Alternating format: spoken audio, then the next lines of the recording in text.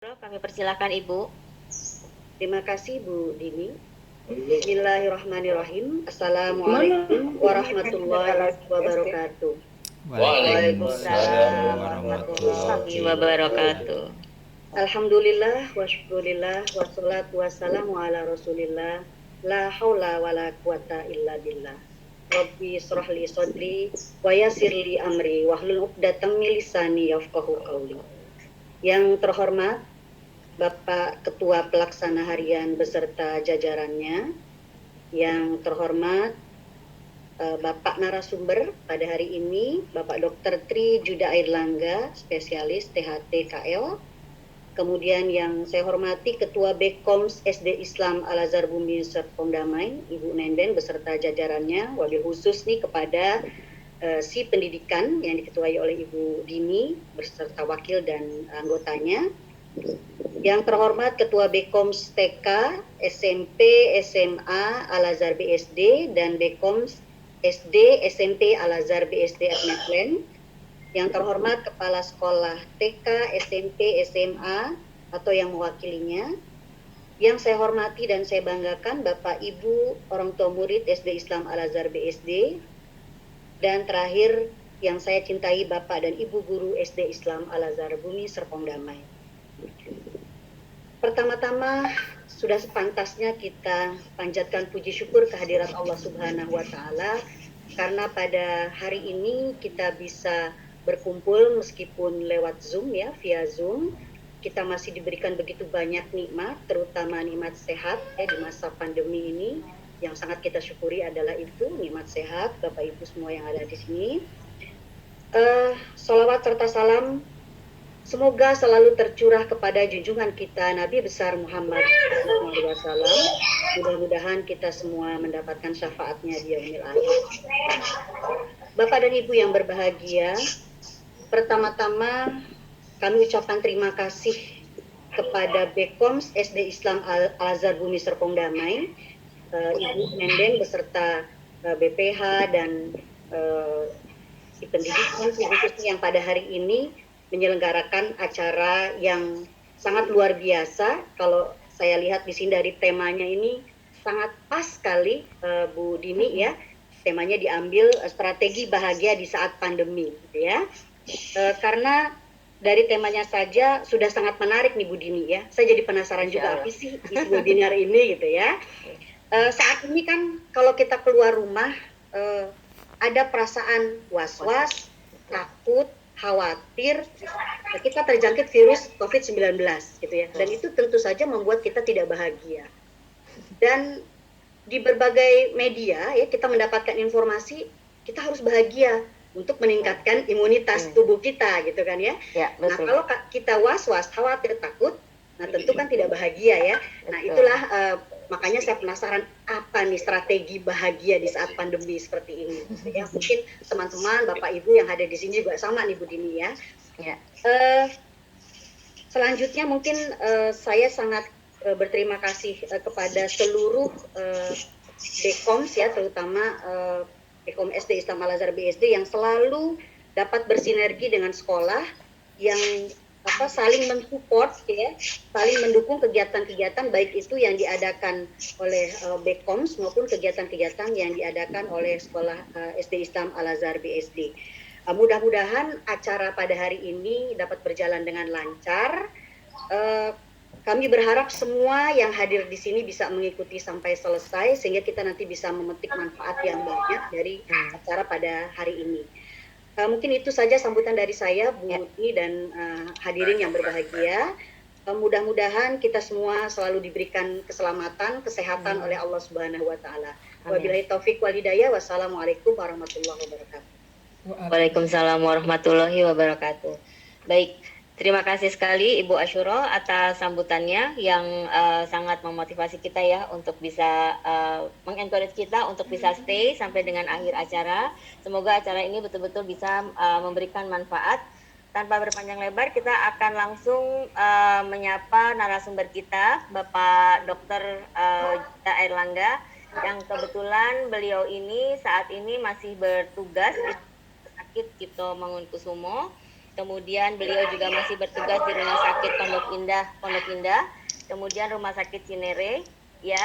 Kemudian beliau ini juga merupakan Kepala Departemen INT di Fakultas Kedokteran Indonesia, Universitas Indonesia. Ya, kepada Bapak Dr. Yuda Erlangga, silakan Pak Dokter untuk memperkenalkan diri dulu Pak kepada semua partisipannya Pak. Ini teman SMA saya Bapak Ibu. Silakan. Terima kasih Ya. Mbak Dini. Assalamualaikum warahmatullahi wabarakatuh. Salam sejahtera untuk kita semua. Ya nih, diminta sama Bu Dini untuk menyapa teman-teman semua. Jadi kita sama ya, profesinya sama-sama guru. Yang terhormat Kepala Sekolah SD, Kepala Majelis, Kepala Bekom di Al-Azhar.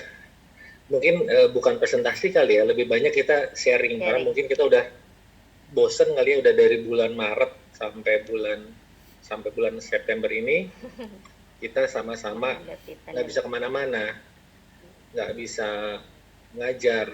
Cuman bedanya cuma sedikit kok. Saya dengan para guru sekalian, bedanya saya setiap hari masuk, Bu. Pak, setiap hari masuk. Dari Senin sampai Jumat, Sabtu biasanya kita kadang di rumah, kadang di rumah sakit, Minggu pasti di rumah. Strateginya apa ya sebenarnya? Sebenarnya kita juga, ibu-ibu juga mungkin, ibu dan bapak juga tahu semua lah, tapi kita sama-sama bertukar pikiran lah, bukan mengajari, tapi bertukar pikiran sama-sama. Kita bisa apa sih sebenarnya di saat pandemi ini? Begitu Mbak Dini. Ya, betul. Berarti kita akan mulai aja. Saya manggilnya Pak Angga aja ya, ini teman saya soalnya. Dokter Angga, kita mulai aja. Jadi kagok. Ya, ya Bapak Ibu, ini sedikit kita share, nanti bahwa pada di akhir acara kita akan juga bagikan ya Pak Dokter ya sertifikat untuk Bapak Ibu untuk join di sesi ini. Ini contohnya yang bertanda-tangan nanti Ibu Ketua Bekom SD dan Ibu Asyuro ya. Kemudian kita akan langsung mulai aja bahwa bagaimana sih caranya kita bahagia di di masa pandemik ini gitu ya. Sebelumnya mungkin tetap perlu kita sedikit refresh kira-kira apa sih COVID itu gitu ya. Bagaimana sih penularannya secara highlight aja ya dokter ya, supaya nanti semua bisa alert juga gitu ya pada saat kita di rumah, pada saat kita di umum dan di sekolah gitu. Ya, silakan dokter. Ya, terima kasih. Kembali lagi saya sapa teman-teman semua. Judulnya lucu juga ya, strategi bahagia di saat pandemi, gimana bisa bahagia gitu ya. Kita kayak pakar kebahagiaan ya. Padahal enggak, bahagia dari hati Bapak Ibu. Kita sendiri yang bisa set bahagia atau enggak. Tapi kita lihat nanti coba tipsnya gimana. Seperti kita ketahui memang di awal mungkin kalau kita lihat ceritanya tahun 2019 akhir Desember kita dapat kabar bahwa ada satu virus corona COVID-19 yang berarti coronavirus disease yang timbul dari Wuhan cerita waktu itu dan menyebar sangat cepat. Saya ingat waktu itu saya masih ke Cina bulan November. Udah ada beritanya tapi masih biasa-biasa aja. Jadi kita dulu pengalaman juga ada SARS dan itu kita bisa tanggulangi dengan baik. Tapi pas yang saat ini kok kita lihat kok agak berbeda tipe-tipe virus yang ada. Ternyata memang benar menyebarnya sangat cepat dan fakta-fakta yang seperti itu yang harus kita pahami semuanya bahwa memang sangat cepat. COVID-19, dan lumayan lama ya dok ya? Lumayan lama dan lumayan ya setiap hari kita ketemu. Oke. Nah, apa sih dok sebetulnya COVID-19 itu dok? Nah, COVID-19 ya tadi sebutan jenis coronavirus, jadi bentuknya memang seperti corona itu kan mahkota, seperti mahkota yang memang bentuknya menempel di mana saja, virusnya benda mati, tapi dia bisa berkembang biak dan bereplikasi di hostnya. Jadi kalau dia ditaruh di tempat yang benda mati, dia ikut mati. Tapi dia bisa bertahan lama di beberapa permukaan. Oke.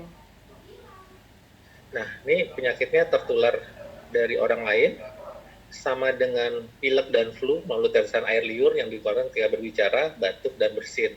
Masuki hidung, mata, atau mulut dan menyentuh benda-benda terkontaminasi. Jadi memang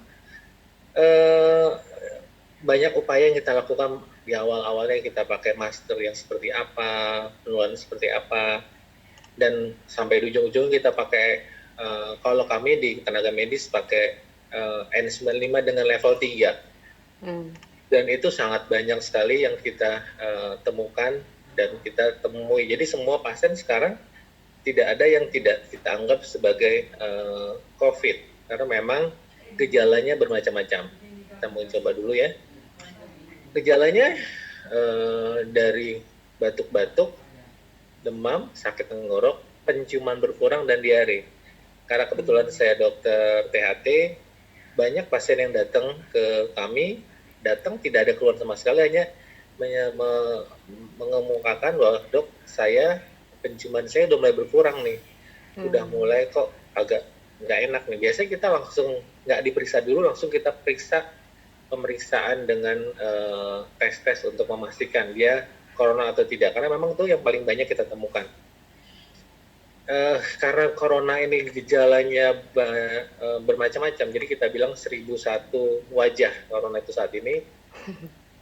Selain sakit tenggorok, nyeri tenggorokan sedikit juga, ada yang diare. Kemarin ada keluarga besar kita yang hanya diare-diare saja, matanya merah, sakit kepala.